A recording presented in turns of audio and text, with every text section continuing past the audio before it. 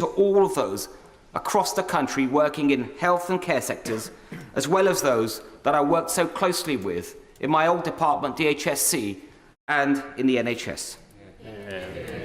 There is so much that I planned for the long-term reform of our health and care systems, and it is a wrench to leave that important work behind.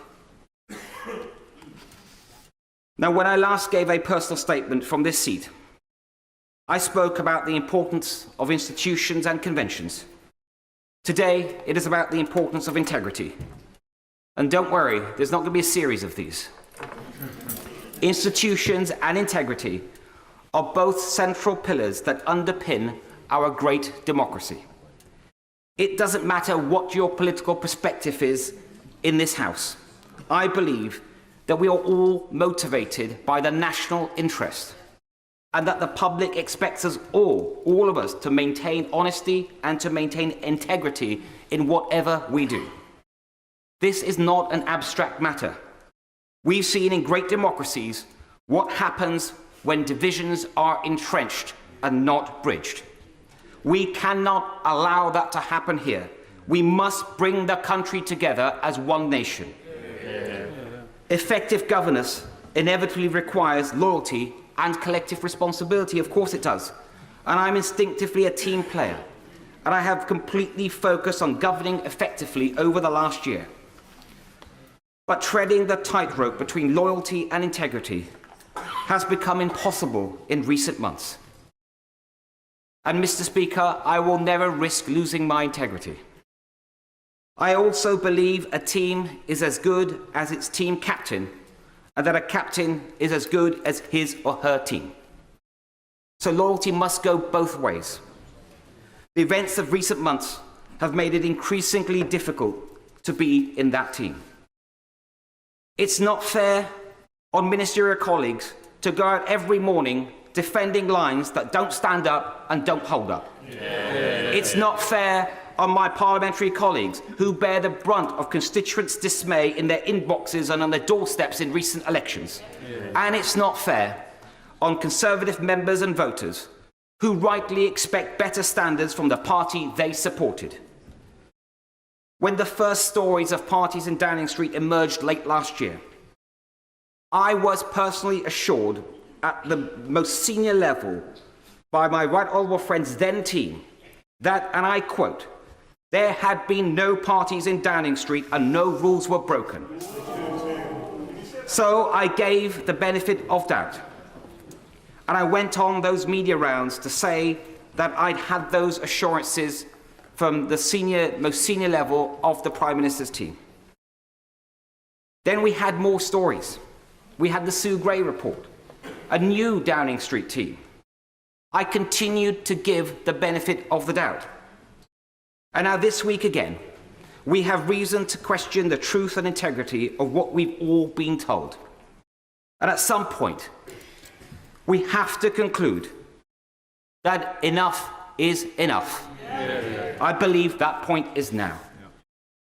I welcome the Prime Minister's public acknowledgement last night that matters could have been handled better in who he appointed and what was said about what he knew when.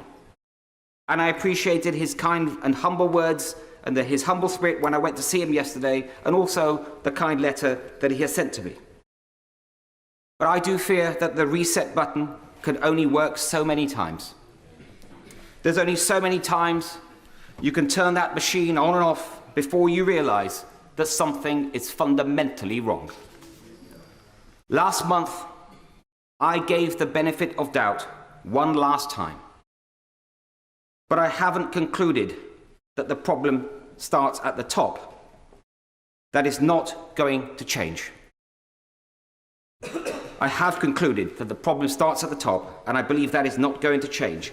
And that means that it is for those of us in a position who have responsibility to make that change. I wish my Cabinet colleagues well, and I can see they have decided to remain in the Cabinet. They will have their own reasons. But it is a choice. I know just how difficult that choice is. But let's be clear. Not doing something is an active decision. I am deeply concerned about how the next generation will see the Conservative Party on our current course. Our reputation, after 12 years in government, depends on regaining the public's trust. This is not just a personal matter. The philosophy and perception of Conservatives depends on it. It is central to the Conservative ideal that we believe in decency, in personal responsibility, and in social justice enabled by conventions and the rule of law. The Conservative mission to extend freedom and prosperity and opportunity is all at risk if we cannot uphold that ideal. And, Mr. Speaker, it is not only the Conservative Party is not the only great institution in need of urgent repair. Like everyone in this House, I have been dismayed by the drip of stories of harassment and worse by members of this House. So I'm also concerned about how the next generation will see this House and the health of our democracy. In recent years, trust in our roles has been undermined through a series of scandals. But the one thing we can control is our own values and behaviours. So it is incumbent on all of us to set high standards for ourselves and to take action when they are not met by others.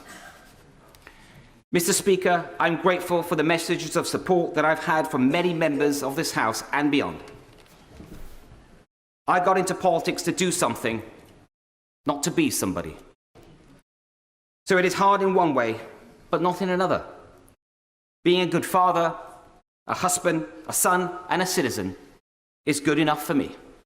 And if I can continue to contribute to public life and my party from the backbenches, it will be a privilege to do so. Can I say to the House, there will be no more personal statements today. Bye, Boris.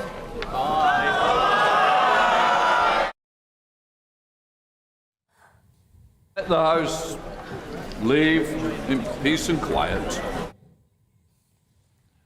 Well, that was quite something, wasn't it? A very punishing session there for Prime Minister Boris Johnson, ending with that personal statement from the outgoing Health Secretary, former Chancellor, of course, former Business Secretary, former Home Secretary Sajid Javid. At some point, we have to conclude enough is enough, said Sajid Javid, MP for Bromsgrove.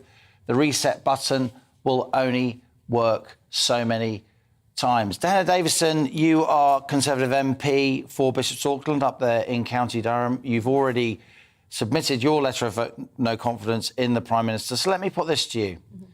In 1958, Harold Macmillan described as a little local difficulty the resignation of his Chancellor, and he went on to serve for 5 years.